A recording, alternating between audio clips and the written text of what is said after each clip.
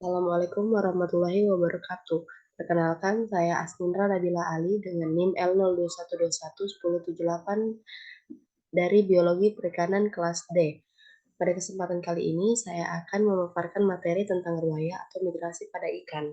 Sebelum itu, saya akan menjelaskan tentang pengertian dari ruwaya atau migrasi itu sendiri.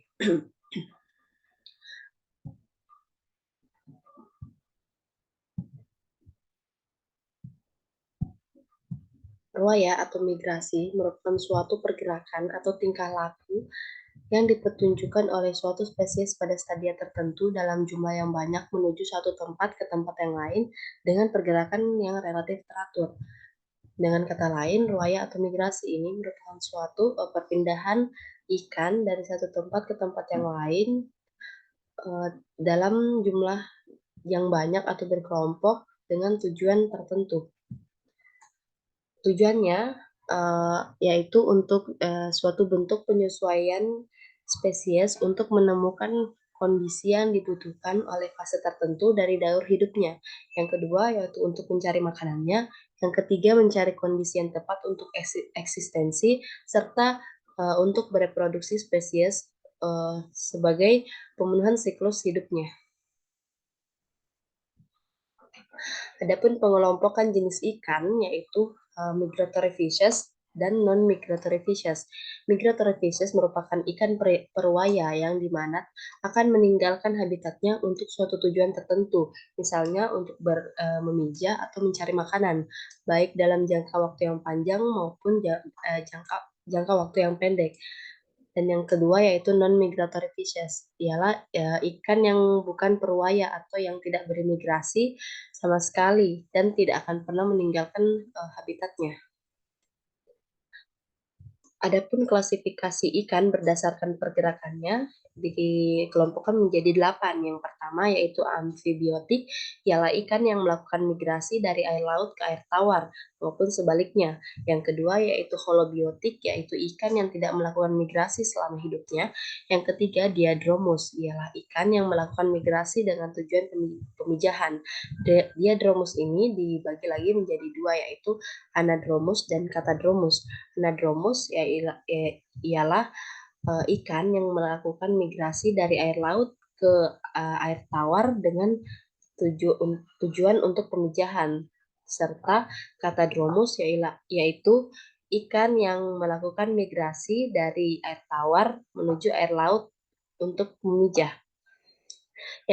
Yang keempat yaitu amphidromus, adalah ikan yang melakukan migrasi untuk mencari makanan.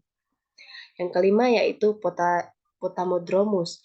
Potamodromus ialah ikan yang hidup dan berimigrasi di perairan tawar saja seperti danau dan sungai.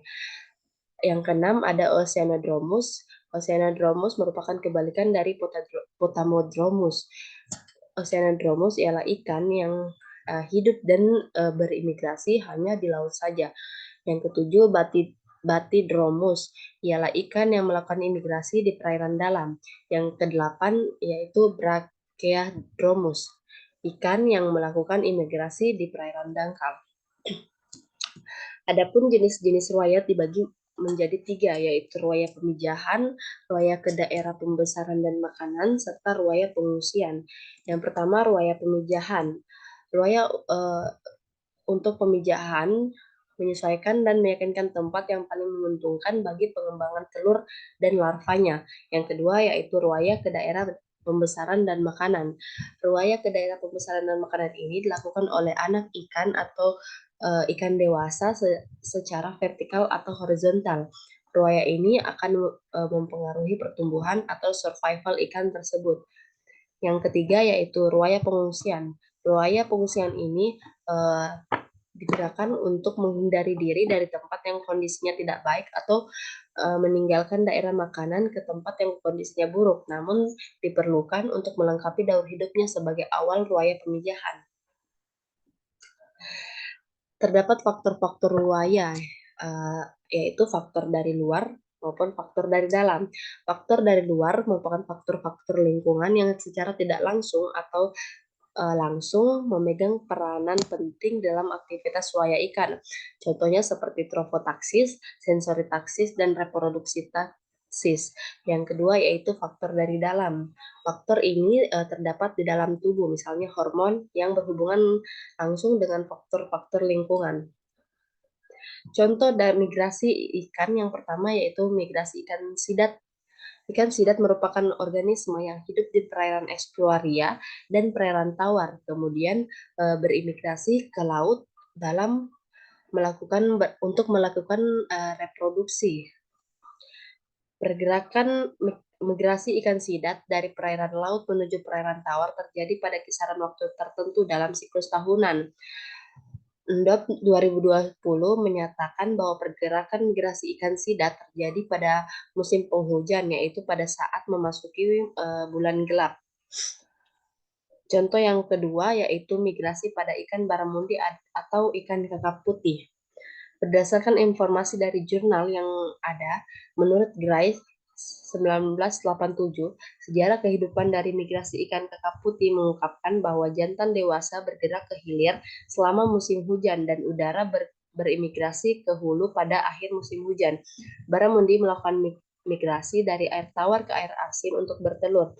Setelah itu kembali ke air sungai karena baramundi berhabitat di sekitar Puara. Berikut penjelasan dari saya, kurang dan lebihnya mohon dimaafkan. Terima kasih.